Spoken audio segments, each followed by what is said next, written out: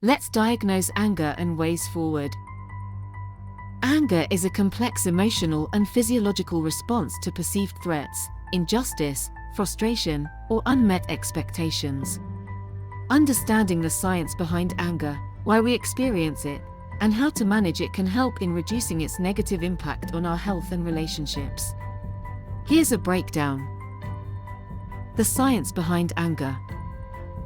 Anger is a natural emotional response triggered by the brain in response to certain stimuli. Here's what happens in the body and brain during anger. 1. Brain activity.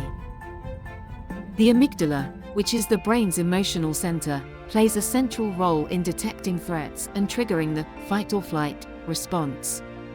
When you perceive a threat or injustice, your amygdala activates and can lead to an intense emotional reaction. The prefrontal cortex, responsible for decision-making, reasoning, and impulse control, often gets overridden during anger. This is why, when angry, people may act impulsively or irrationally. 2. Hormonal response. Anger triggers the release of adrenaline and cortisol, stress hormones. These hormones prepare your body to react quickly, increasing heart rate, blood pressure, and blood flow to muscles. This is an evolutionary response to help you either confront the threat, fight, or escape from it, flight.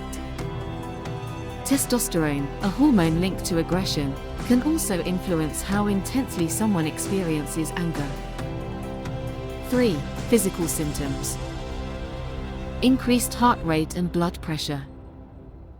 Tension in the body, often in the neck, shoulders, and jaw. Rapid breathing or a feeling of being on edge. Why are you angry?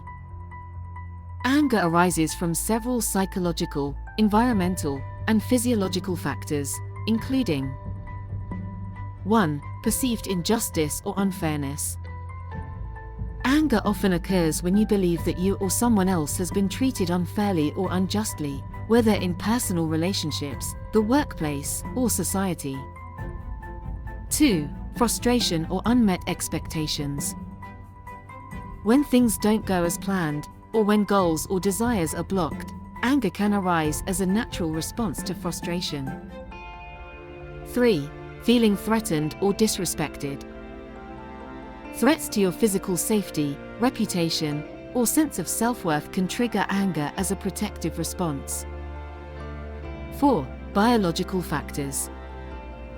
Certain hormonal imbalances or neurological conditions can predispose some people to anger issues. For example, low serotonin levels, linked to mood regulation, can make it harder to control anger. 5. Past experiences or trauma. People with unresolved emotional trauma or a history of abuse may have a heightened sensitivity to perceived threats, leading to frequent anger or irritability. How to work on being angry. Managing anger requires both emotional awareness and practical strategies. Here are some approaches to help you work through anger in a healthy way. 1. Recognize the early signs. Learn to recognize when anger is building up. Notice physical cues like increased tension, faster breathing, or racing thoughts. Catching anger early helps you take steps before it escalates. 2. Pause and breathe. Take a moment to breathe deeply. Slow, controlled breathing can activate the parasympathetic nervous system, the rest and digest system, counteracting the physiological effects of anger and helping you regain control. Techniques like box breathing, inhaling for 4 counts, holding for 4, exhaling for 4, and holding for 4, can be particularly effective in calming the mind. 3. Self-talk and cognitive restructuring. Challenge irrational or extreme thoughts that fuel your anger.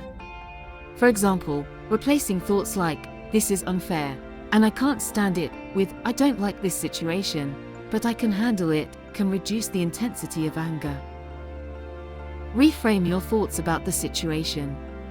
Instead of viewing it as a personal attack, try to see it as a misunderstanding, a mistake, or a situation outside of your control.